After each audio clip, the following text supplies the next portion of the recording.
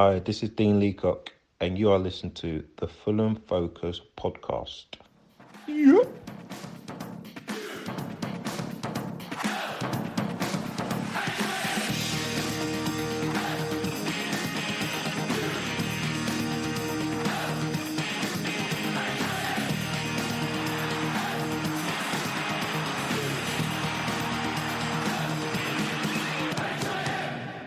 Fulham.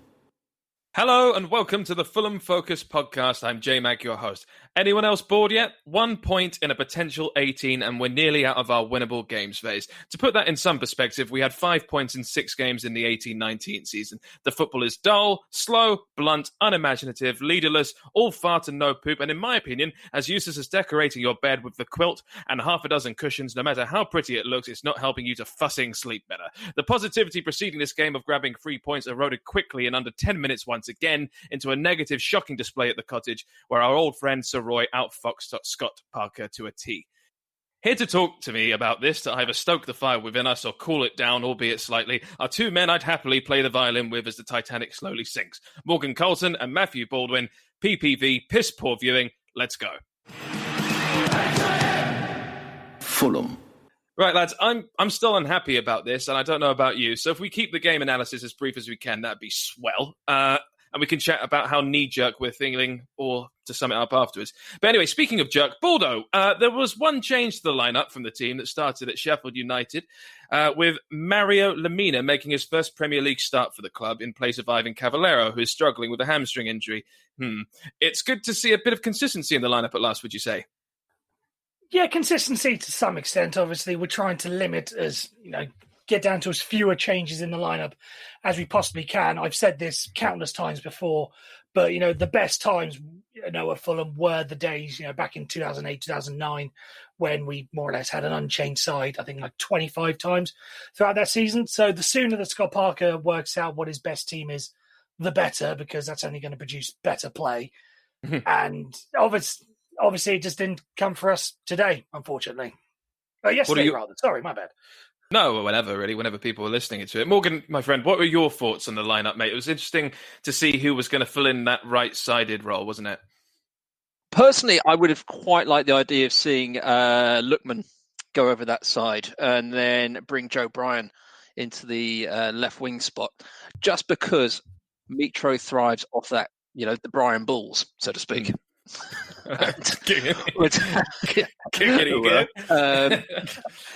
And just because having Kearney sort of playing in that number 10 role, we had that article written by Luke, our newcomer, the other day, talking about how his new deeper role was suiting him to a T.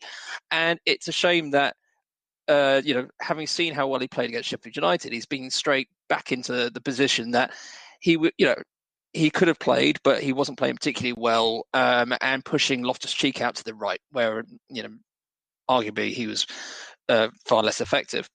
Yeah. But I would have liked to have seen Bryan play that left wing spot. I would have liked to see Lookman on the right, even if it's slightly out of position for him. I think he's playing well enough to have been able to handle it, and then have Kenny Anguissa and then Loftus-Cheek behind Mitro. But I mean, fair play to Kearney. He did have a good game. So, that's not the worst part of that performance yesterday. The rest of the team, all fine. We'll talk about Kenny later on. I think I disagree with you ever so slightly. He had a good game, but we'll come to that. I've got to say that Ruben Loftus-Cheek on the right, in relatively, I think we've got to speak in this. Okay, fair enough. Yeah, all right. But I think Ruben Loftus-Cheek on the right was a strange one for me because he played on the left wing for Crystal Palace a few years ago, and he played about 9 times, and he played on the right, I think, about 2 times, according to transfermarket.com. And I'm just surprised that he was put there, and I think he just didn't influence the game as well as he could on that side. Not that I wanted Tom Kearney on the right either. I was just really mystified about how we were going to do this. But let's just talk about it, because at the start, we actually looked quite good, I thought. I thought we looked very... Obviously, we're passing lows like we always do, but it was a bright start from us. But it's just 8 minutes in, Zaha splits the Fulham defence open, and Rijdervold gave Palace the lead in the 8th minute. And it's the same old story for me. I mean, just Aina just not getting close enough to Zaha at all after the deflection. It's just absolutely comical defending in my eye, and I'm just really getting... You've got Tom Kearney, as we were just talking about. He was just pointing at the runner, and just didn't do anything about it, almost insisting that sort of maybe Lamina should be going after it. Just talk to me about this goal, Morgan. It was just so frustrating after the nice start we had, wasn't it? Let's think. You say we had a good start to the game, and in my eyes, a good start to the game is the first 20 minutes. We played well for that first 6 minutes of the game, and it looks like we had control of it. We looked like we were going to play some nice stuff again, and it's just it turns so quickly. And when that first, we must have set a record now for teams to have conceded in the first 10 minutes. Must do. It's crazy. And is it lack of concentration? Is it lack of quality? Is it lack of confidence? It could be a whole host of things, but it's happening time and time again. And you just got to wonder what is being said to these players about when they start the game. And this is the thing. It's just like, however much praise or, not even praise, but how much backing you give to Parker through this season or through, this difficult period, you've got to look at it and go, come on, mate. Seriously, you've got to get these players ready for this. If they're low on confidence, you use your management skills to build their confidence and make sure that in this first 10, 15, 20 minutes of the game, they are so switched on that they will not let silly mistakes like this happen. And it was a very simple goal. All fairness to Zaha, he's a great player, very skillful, but he should not have been sort of ghosting through our players like that. And Rydell, whatever his name is, Rydell, it was simple for him. Yeah, and you got to feel brave. So you say that, Morgan, and I actually think it was actually a pretty good goal. I think, like most Fulham fans, whenever we concede a goal, we're looking for someone to blame just because of how bad everything is at the moment. But in all honesty, I think that was just a well worked goal. The pass was excellent. Yeah, the pass looked great. Good passing. But you've got players sort of there who should be they're fresh. They shouldn't be able to let someone just goes past them like that or allow little sort of the ball to come in. They should be so switched on, especially defensively, and they should be making sure that they stop that ball at all costs. They've got enough legs at that point in the game to be able to do that. Yeah, you don't give Zaha that amount of time. There wasn't enough pressure on him at all. This is the guy that we all knew. We were all talking about it in the group beforehand. What are we going to do about Zaha? How would you, who would you have marking it? All that kind of thing. And just instantly, not enough pressure on him, and he creates a lovely sideways pass like that. I think it's. Baldo, do you have anything to add? It's no secret how good he is he? So. Yeah, no, of course not. Of course not. I wish we were sort of man-marking a bit more. It just seems so fucking zonal again, and it looks ridiculous. It always feels to me that we're attempting a really shit offside trap. What do you think, Baldo? You just think it was a good goal? You don't think that we could have done a lot better from that situation? Well, I think obviously we could have done better, but I think this was just one of those times. Maybe it's just me sort of accepting the inevitable and, everything's going to be better because they're playing us. But in this particular instance, don't want it to be totally, let's just shit on the defence, as it were. Let's give Palace some level of credit because I think, personally, it was just a very well-worked goal. All right. Okay. I think you can give them credit because, as you said, it's a piece of skill from a very good player. It's a clinical finish, if you like. But come on, I think we're giving credit. We're giving credit just to cover our backs a bit in that respect. Yeah, I think you're right. I think it's shocking. Let's move on to something that looked good, albeit briefly. Lookman. I thought he started very brightly. It fizzled out a bit. He looked excellent, actually. He hit the post once on the left side of the post, and then he hit the post again on the right side. And he slowly fizzled out. He lost his confidence after that, I think, personally. The second time, after 25 minutes or so, the rebound when it hits the right side of the post, the second time it hits the post, Mitrovic completely skies it. And are we in danger here? I don't think we've. Is this the first time we've seen Mitrovic look this out of form, do you think, Morgs? I feel like this is quite scary times for him. And what's even more terrifying is we don't have a backup striker. So I just don't really... It's quite worrying. I don't know if do you think this is the worst patch he's had for us?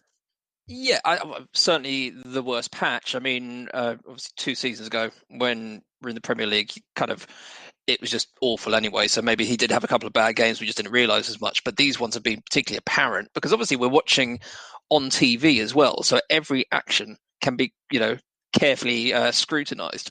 Yes. When you're at the game, it's not quite the same. But in this case, he just, you're right. He looks massively low on confidence. He is probably massively frustrated as well because of the service he's getting. And, okay, a lot of these things, a lot of the misses are being his fault, penalty, stuff against Sheffield United and all that. But I think he's got to get his head straight pretty quick. He might be tired, like a lot of these players. They haven't had any time off. His international schedule as well is pretty intense. I mean, he doesn't get. I think he was on the bench for one Serbia game, but I mean, he's doing a lot of travelling with them, and he does. I think he probably just needs a rest now for a bit. But I mean, we can't do that obviously because we don't have a backup, and so I'm going to sort of, obviously, I want to give him the benefit of the doubt because he's one of the best strikers we've had at Fulham in our time. Sure. But he's going to struggle, I think, if he doesn't sort of get a couple of goals in the next, few weeks. From his personal point of view, he will struggle. Obviously, as a team, we're already struggling. So I think he just needs to do something. Parker needs to get his arm around him, have a word with him. Maybe he needs to do something special. Maybe give him a few days off the training ground or whatever. We know exactly what he has to do. He'll be fit enough. He just needs to possibly recharge the batteries a bit, which no one has had time to do. So maybe it's that. Maybe it is just a massive drop in confidence, which there is no way of dealing with that in such a short space of time. I don't think. He just needs to start scoring goals. Baldo, how concerned are you about Mitrovic? Is it time to sort of potentially think about bringing in an injury-prone Daniel Sturridge to the fold? That's a half joke. Don't really take it too seriously, anyone listening. I mean, at this stage, we're running out of options. I don't think it's the worst option we can possibly go for. No. I personally wouldn't have minded Danny Welbeck, but he's gone to Brighton now, obviously. Yeah. Mitro, I don't know. I don't quite know who's going to be more important for us because based on how Ademola Lookman has started this season, you can make the argument that he's going to be our most important player because he looks like the only one that has a bit of quality about him at the very least, and looks as if he gives a shit because obviously he's got to impress whoever his parent club is, which is Leipzig. Am I right? For some reason I still think he's an Everton player. No, he was signed by Leipzig, wasn't he? Yeah, so he was just. For some reason I still think he's an Everton player. But yeah, carry on that. But yeah, Mitrovic has got to find something soon. I don't even think it may be just a goals thing. I think maybe if he's just in and amongst the action, if he's knocking balls down to Loftus-Cheek to get an assist, say if he's setting everyone up, getting the assist. So long as he's involved in the play, I think that's what we can look for. And I was listening to the game on 5 Live, and Alan Pardew was making this point that basically with the way we set up with 3 defensive midfielders like of Kearney, Lamina and Anguissa, with the guys out wide, there's no one in there for Mitrovic to sort of to play with, as it were. So those chances for goals and assists, they're not going to come. And you can tell by the lack of confidence by that chance that he skied over the bar 2 years ago or even last year. He buries that, but obviously a lack of confidence and it goes blazing over. I thought Anguissa, actually, I just mentioned him there, had a strange game for me. It looked kind of weird to me in a midfield 3 on the right-hand side. There was something just quite off about Anguissa this game in my liking. But let's talk about the chances then and the lack of... In the first half, we had lots of crosses into the box in the first half, and we're very short on quality. Now, this seems to be a new intent, a new layer to the team this season. It just isn't working, is it? I mean, like, Aina looks very short on confidence whipping it in. Robinson is a lot better defensively than Joe Bryan, but he's just not perfect for crossing, in my opinion. I think we just really miss Joe Bryan and we miss the injured Tete at the moment. Don't you think, Morgs? I mean, but the crossing is just completely just pish. Not fair, is it? Really, it's it's you can see they're trying to do it, and something's just it's not right. I mean, the thing is, Tete looked brilliant when he was playing, and the sooner we can get him fit and back, the better. I think Aina, perhaps he still retains match fitness. Maybe crossing just isn't his strong point. I haven't really quite worked out what his strong point is yet. Yeah, exactly, and that's another issue. I think Robinson, he looks good. He's very quick, which is obviously a benefit, which he can work with. But if he doesn't have the end product, that's kind of where Bryan was. It obviously was his strong point. And that's kind of why I was thinking Bryan on left wing with Robinson behind him. And, against Wolves, that looked all right for, an hour. And it's massively frustrating when you have that type of striker to play to when you can't get the crosses in properly. And I don't think, Lookman, he's not really a crosser, is he? He's more of a, get the work the ball into the box. Exactly, yeah. With the ball at his feet. And I think, so going back to Lookman, he is an incredibly talented player, but I think in these type of games, we're going to get incredibly frustrated by him because playing against someone like Palace, and we all know what, Hodgson's style's like, he's going to get suffocated in that type of game. He needs those open, big open games to be able to sort of work his magic. In something like this, he's quite, diminutive, for want of a better word. And I think he'll just get, crowded out. And that's not going to be sort of work well to his strengths. So I think overall, Palace was always going to be a hard game. From looking at it, it was always going to be a must, well, not always, but it is kind of a must win because of how badly we're doing. But playing against a Hodgson team is going to be very difficult, especially when you're low on confidence and they are incredibly organised. Yeah. And that's, we can say that we had most of the ball, but they did their damage in the first 8 minutes. After that, anything from their point of view is a bonus. They are a 1-0 footballing side. And the fact is, we couldn't break them down because we just didn't have the quality up front. That's quite right. And, once they got the first goal, I can't remember the exact stat, but once Palace go up a goal, very similar to Scott Parker last season, they don't lose. Or they really don't. I mean, they might end up in a draw potentially, but no, it was just a load of old Roy Hodgson, wasn't it? God love him. I mean, the second half was much of the same, us dominating possession, as you say, but nothing really being created. And in the 64th minute, to be precise, it's 2-0. To the Palace, and naturally from a great cross, but the very thing we did try to pull up ourselves all afternoon. But it was fantastic. What's really funny is on Fulham Focus, the Twitter, we put out sort of our combined best 11 of the Palace team and the Fulham team, and we had Lookman instead of Townsend, and I remember that being quite I was really skeptical of that, and I now know why, because Townsend, just a brilliant pass. I mean, amazing footwork beforehand and speed into that position, but a brilliant pass between Lamina and Robertson to find Batshuayi, who crosses it in very sharply right across the goal to Zaha, and Aina just lets Zaha sprint towards him far too easily, in my opinion. Do you want to talk me through this goal? I mean, would you say this is just another brilliant goal or terrible defending for you, Baldo, mate? No, I think this was a bit of terrible defending, but touching on what Scott Parker was saying on Match of the Day last night, this team is still young, it's still getting together. As I touched on, we still haven't got the consistency. Whereas the likes of Townsend and Zaha have been putting those crosses in training. For how long have they been together? 3, 4, 5-ish years. They must have been playing together. That's the sort of stuff that will come together when a team like us has started to play on a consistent basis. We talked about, Tete and Mitrovic look to be getting some sort of understanding together. That goes out the window, so we've got to build something new. But that was something that was always going to happen in a game like this. Just found out by it wasn't, and that's the thing. It wasn't exactly great quality. It was just a straightforward. It wasn't a perfect, David Beckham-esque pinpoint pass.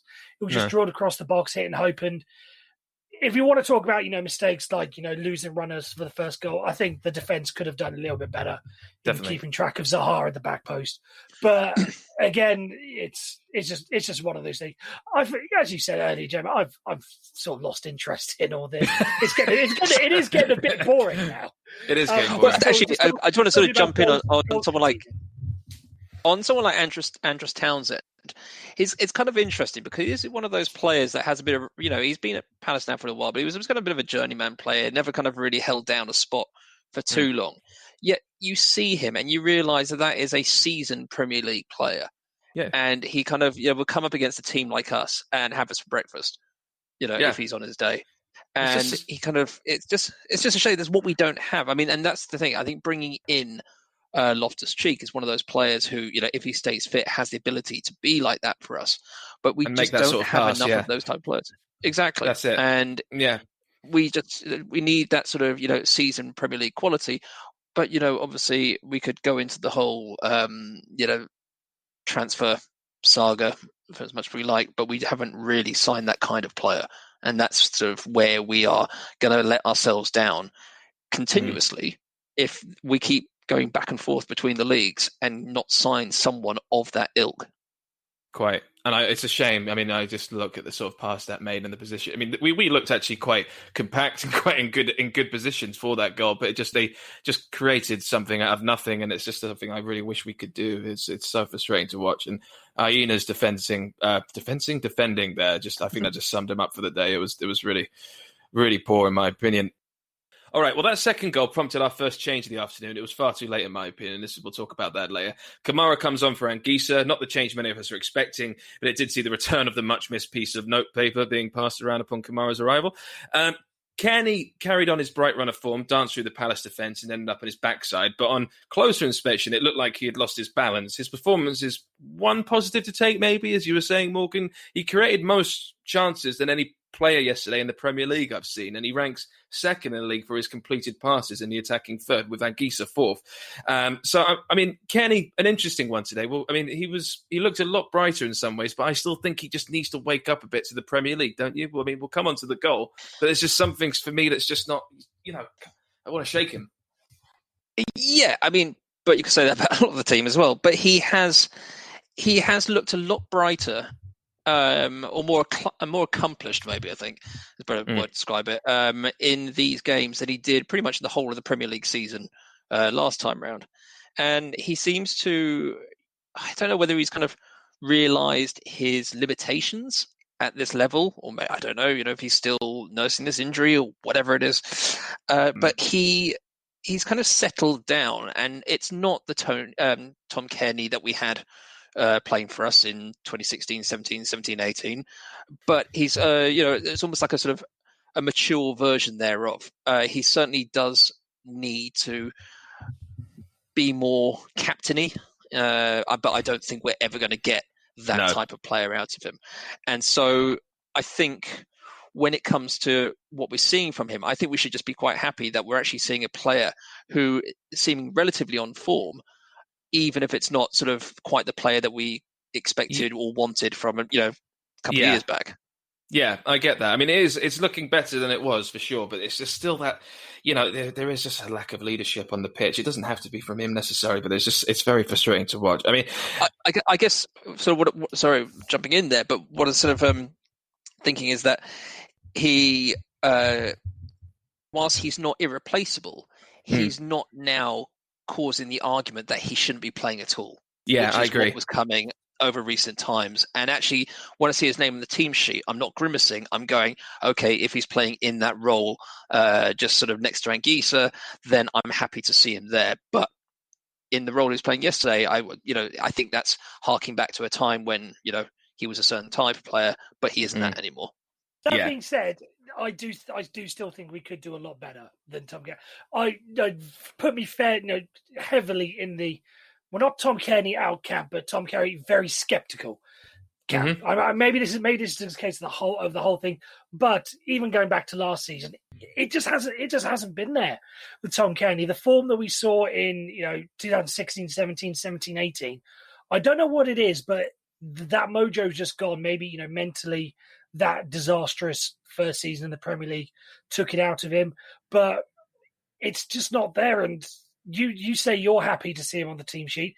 If I'm being honest, I'm not. I think there are a lot better options that we can have out there than Tom Kearney. But with Harrison Reed not fit, and obviously if he's playing that role next to Anguissa, who would you have there instead at the moment? Given who's registered in the team. Given who's registered, I would. I know Cavalliero's got a lot of stick, but I would have Cavallero and Lookman wide, Loftus-Cheek as a sort of second striker / number 10, then Reed and Lamina, or Reed and Anguissa, or basically any of the midfielders. Basically not Tom Kearney. I'd have them two there. So 4-2-3-1. That's me personally. Yeah. Well, look, our second change was Bobby Reed on for Ruben Loftus-Cheek. And that, for me, very bizarre. I don't know what Loftus-Cheek's thinking for Bobby Reed to come on for him. No offence, Bobby. He, on the right-hand side for us, for me, completely wasted. Had a pretty invisible game for me. I didn't get the best from him at all. The final change saw Harrison Reed come on for Lamina. Lamina had an absolute stinker for me with 12 minutes to go. But I thought Harrison Reed looked bright. It's actually quite interesting to see him on the field again. Do you think it's arguable we've got ahead of ourselves a bit and forgotten how important Harrison Reed is for us? I mean, I thought he looked a lot quicker and a lot. I mean, I would like to see him now. He's fit. It would be a lot better to see him and Anguissa in that sort of double pivot role for me, Morgs. What do you think? And just your general thoughts on those substitutions with Bobby Reid, Loftus-Cheek. I mean, I think when you bring Bobby Reid on, then you're sort of grasping at straws a bit. When you bring Harrison Reid on and you're 2-0 down, then I'm really not quite sure what to make of that. And it's, I like Harrison Reid a lot. He was incredibly important last year, and I really hope that injury he's just had has blown over and we see him back in the team again regularly. But I mean, they're nothing substitutions, really, aren't they? They're not.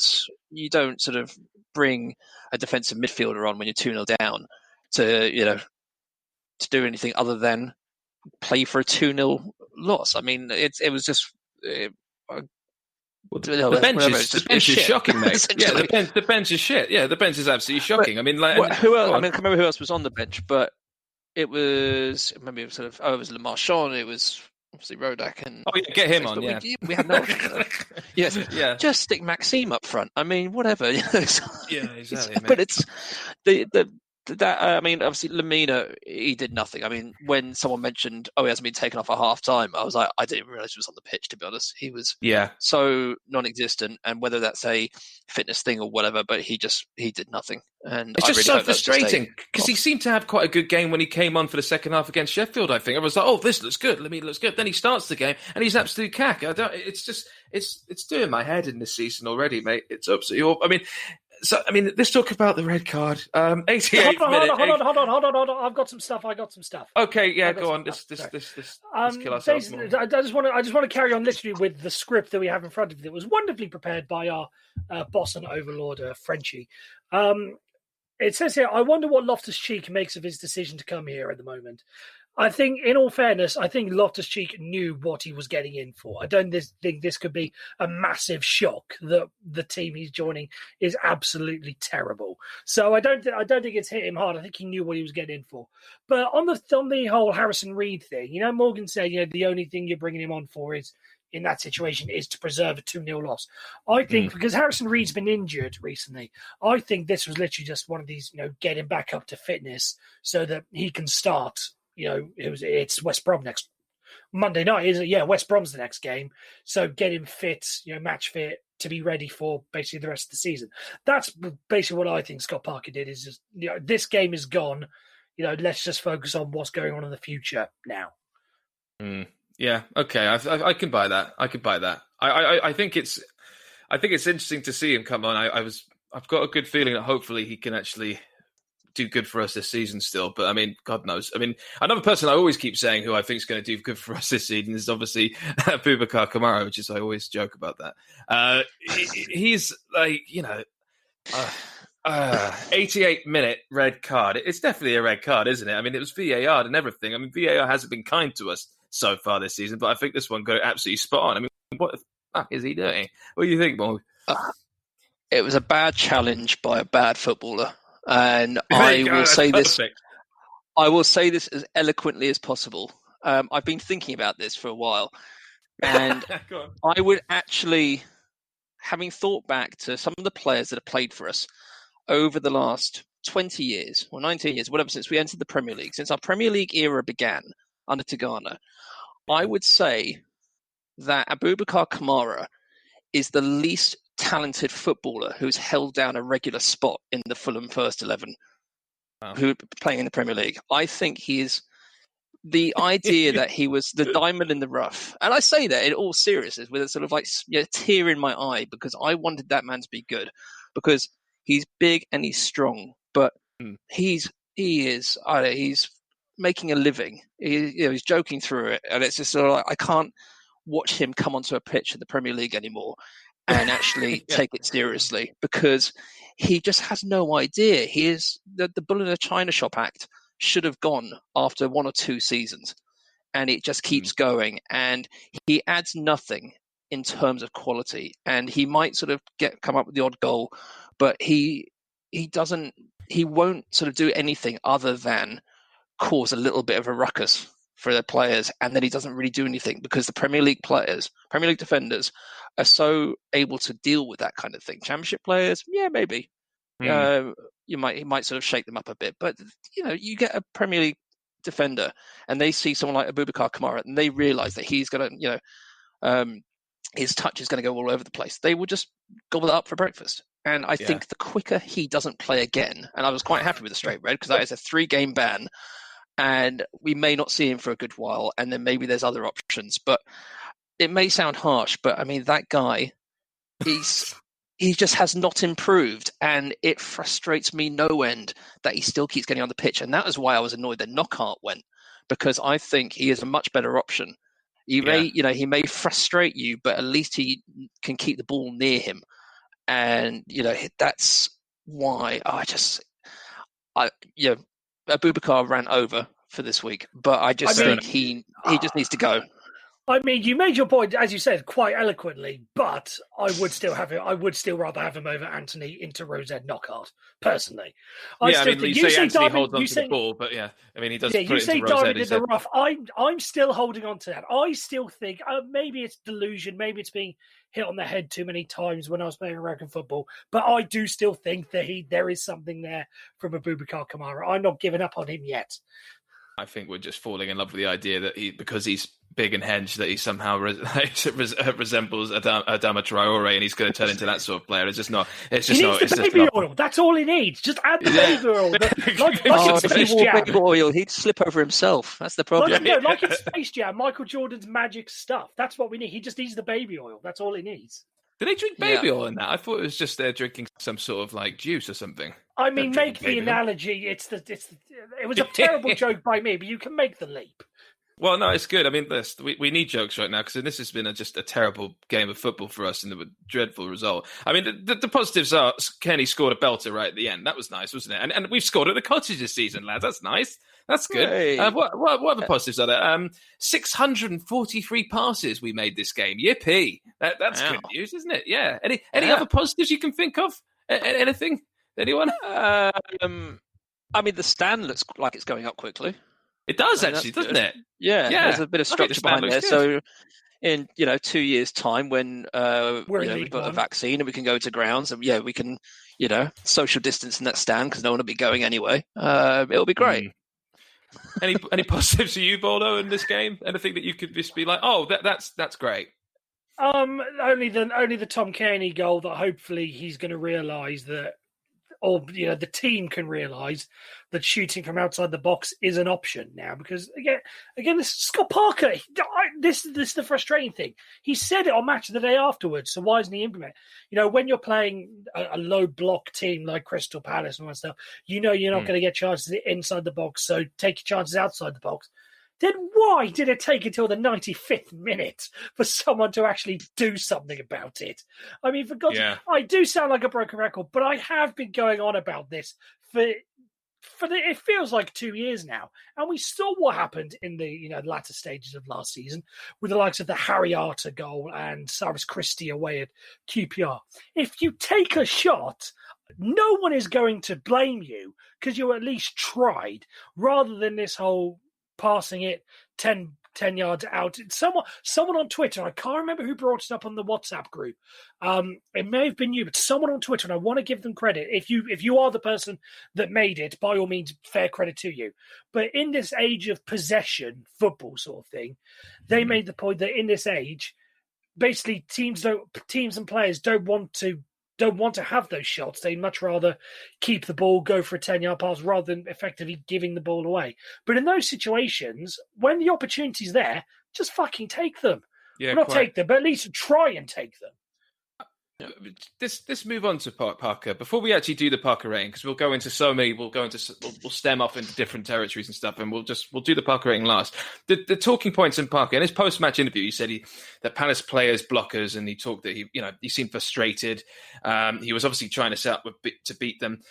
Are the players just not good enough to carry out his instructions, or are his instructions crap? I mean, on the WhatsApp group, we said, you agree with me this, Morgan. I'd like to know what Baldo thinks. You said it's not the players, it's the football we're playing. And eventually, I feel like this is going to come to a head. I think West Brom now is huge. Personally, if we lose against West Brom, he's gone. I don't care if he's got a 3-year contract. I don't care if it stinks of Ranieri again. This football is so awful I think it's really crunch time for him. I just want to know your thoughts on what Parker's mindset is. I mean, we keep everyone's like, oh, we need some consistency. Parker's got this. Some people saying anyway, but Parker actually, if you look at the facts, he's changed formation and strategy each game so far. Against against Arsenal, it was a 4-2-3-1. And then Leeds, it was 4-2-3-1 again, but we had a completely different tactic there. Villa, we went to 3-4-3. And bear in mind, the lineups kept changing in these games. We didn't stick with the same lineup hardly at all. Then in Wolves, it was 4-2-3-1 again, but we went to a 4-5-1 without the ball. Sheffield United, 3-4-3. And now we're back. And this game against Palace, it's 4-3-3. I'm not really seeing... I think this is a perfect storm waiting to happen. I feel like, he's got Hector at the moment that is out of favour and he's just not really giving any comment about him. I'm rambling now, but I'd just like to know your general thoughts on Scott Parker, really, Morgan, and I'll go to Baldo. Or Baldo, if you go first. Baldo, you go ahead first. I think there is an element of both sides. I think he has been dealt a bad hand. I don't want to go on a rant about Tony Khan because that's been done to death. Yeah, but we've done that. I do think he has. Yeah, exactly. Let's just say he's been dealt a bad hand with the players he's got. Fine. But at some level, it does have to be on Scott Parker to get, somewhat the best out of the players. Could this just be a fact that he's not, still new in management? Because he's only been in charge for what? Call it 20 months, 18, 20 months. Yeah. So cut him some slack. But at the end of the day, there has got to be stuff like he was a player for the best part of 20 years. There must be some things that he must have been in situations like this where he can see, right, if the game's going this way, I need to change it this way because in a game in 2004 we did this and it worked out for us, sort of thing. So there is some element there on Scott Parker. Because he should be in a position to be able to change things, but at the same time, you say it's a perfect storm come to a head. I said this on Twitter yesterday. I'm not going to call for Scott Parker to go. I think, given the way that his contract was set up, this is a long-term thing. The bad recruitment ahead of on top of him, rather the change around in the summer, he was always going to be backs against the wall. So he get not a pass, so to say, for this season, but he gets a little bit of credit or a little bit of slack cut on his behalf. So okay. I'm not going to be calling for anyone to take over, but he does have to show something going forward. I said when he took over first time that if he got to, I think it was 25 points, then that would show that he's progressing something. I didn't want to just see good performances. I wanted to see results as well. And he got those results. It's going to be the same here. Yes, performances can improve once we've got a settled team and all that sort of stuff, but we need some results to go with it. So I think that's really what's going to be important from now on. But even if he doesn't get those results, I'm sticking by him. But that's me. Right. That's my rant over. No, they're good. On to you, Morgan. I'm kind of in the same boat as you, Baldo. I would not call for his head because I said at the beginning of the season that I wouldn't because I wanted to see a bit of consistency. I wanted to see a bit of backing of our manager that we hadn't seen in a Khan era Premier League season before. It's pretty hard going at the moment, and I'm very tempted to, go hypocritical of myself, but I won't. I won't be surprised if he goes, but at the same time, I would like to see him get it right. And I'm willing to sort of, be the patient type for it to go the whole season because I don't think, a change will do that much. I think if he can keep the players on his side, great. And, from there, hopefully he can build this team into something that is respectable. I think at the moment we're not. We're embarrassing ourselves in a lot of these games, and I think we need to sort that out very quickly. But at the same time, he is he's respected amongst in the league. He's respected by players, and I think he does need to do something. And he does need to find out his best team. He's got to find out his best formation. We always say, he hasn't got a plan B, he hasn't got a plan C. Well, it turns out he's got about, 10 plans at the moment, but he can't settle on which one is actually working.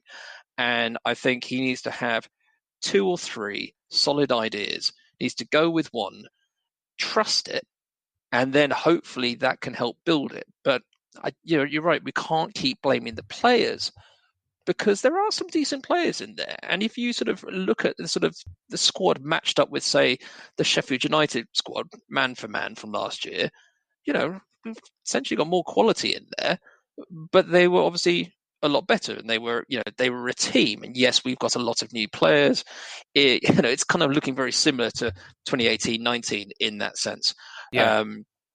Was it 2018-19? Yeah, it was, wasn't it? It was, yeah. And it seemed at the time that we were going to give those players who took us up a chance. But very quickly, that seems to have gone by the wayside. And it's not sort of the Series and the, old Anguissa, the one that wasn't very good, or, Chambers or whatever. It's, we've got some new players who come in, and it seems maybe it's because we spent less money on them that people aren't quite as, thinking they're going to sort of shake things up as much and actually sort of blend in a bit. But at the end of the day, we've made the similar mistake in terms of number of players we brought in, and it hasn't added the quality. But that's not to say that they can't, because I think there are some decent players in there. But it's up to Parker now to get that right. But I think, as you say, we lose to West Brom, that 3-year contract could be torn straight up. 100%. And I don't think Khan's going to have an issue with that. I think he will blame everyone but himself at this point. And I think tearing up a 3-year contract because of what's happening will be, the least of his worries. I think, it seems the relationship is a little bit fractured anyway, after what we seem to think was actually quite a good one. So we will. I completely forgot about that. I even forgot about the tweets that you made and Scott Parker being annoyed. Yes, it's been we're 6 games in, and it feels like it could actually be worse than 18-19 in some ways with the drama that's ensuing. There's something wrong at the club. There is something wrong at the club. And I think it does, rather than, can't get into this whole Tony Khan thing again. But the thing is, this doesn't happen when you have, a bit of solidity behind the scenes. It's all over the place. It's being done from across the pond, because obviously Tony Khan can't come over to the UK at the moment. He's doing his other stuff. It's getting, no one really knows if they're coming or going, it would seem. And that needs to be sorted out. And I think it's good that there's no, now we're out of transfer windows. There's none of that nonsense going on. But I think there's something up at the club that needs to be sorted. And it'd be really interesting to hear from employees or players or whatever as to what is happening there. Obviously, non-disclosures and all that probably sort of say you can't, but to have a bit of an idea if it is as rosy as kind of, friendly Fulham Football Club makes us out to be, or if there is actually something that is very rotten that needs to be sorted. Because whilst I love the fact that we have an ownership that is willing to invest in the club, from the pitch upwards, we're lucky in that regard. If this keeps, we are, and we have, with family ownership, in the sense that it is a family that want to be involved in the running of the club rather than just handing it off to someone else and not caring about it and just waiting for the checks to come in. But the thing is, it only works if there is solidity in the club. And right now, it just does not seem that we have that. And until those sort of things are rectified, we will not be able to become a decent Premier League team. And we will end up going back down to the Championship. It's a lottery to see if we come up. So far, we've been lucky that we've come up twice in 3 seasons, but it won't happen every time like that. And it seriously cannot keep going, because it's not good for the players. It's not good for the staff. It's not good. Well, fans will get over it. We'll watch us, if we're shit or great. And it's no way to bring in players if they don't believe there's consistency within the team. And I think there is so much that needs to be sorted out, and looking at the pitch is the only glimmer of it that we get. So hopefully it can be sorted, but I think there's a long way to go yet. That's my rant. No, that's good. good from both of you. Boy. All right, well, let's get Baldo. Give us your Parker rating. I think he gets a 5 for me. To some extent, he's having, as I mentioned earlier, he's having his hands tied behind his back. There's some injuries and things not coming right. He's got to still work things out with new players coming in. So he gets a little bit of leeway on that end.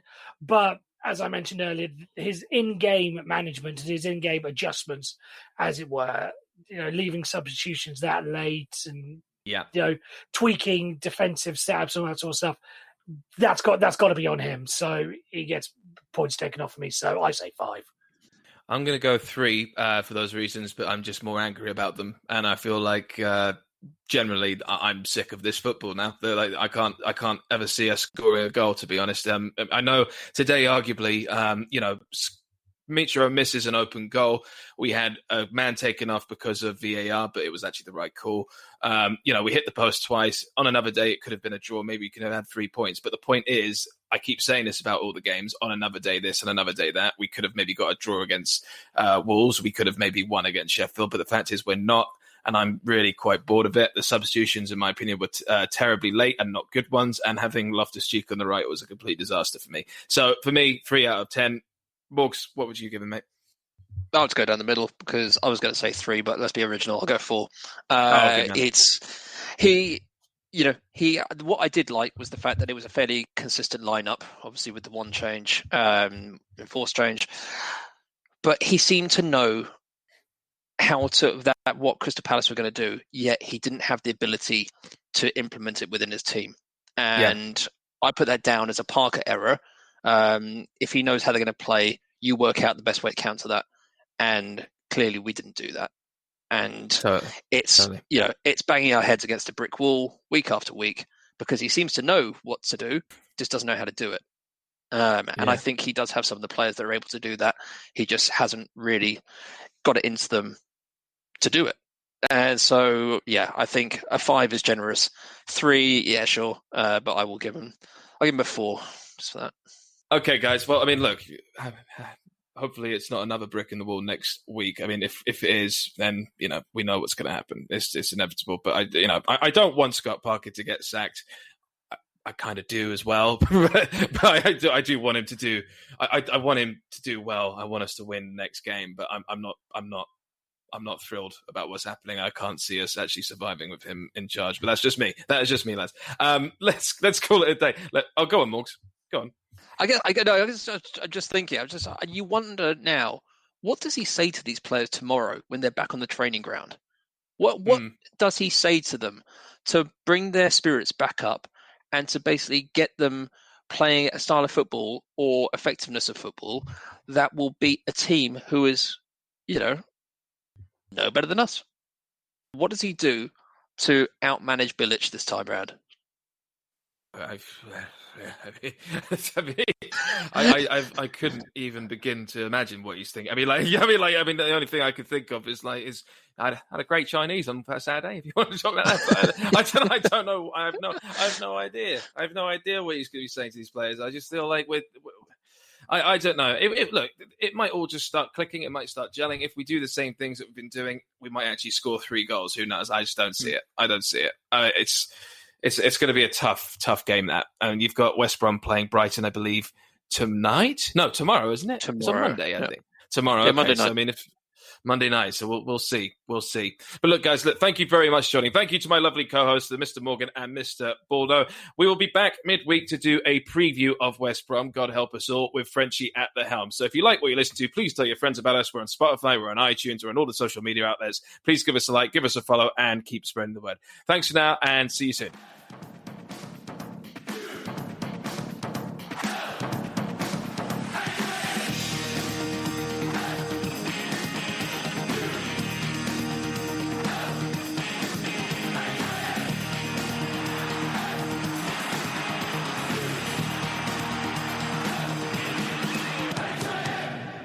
Fulham.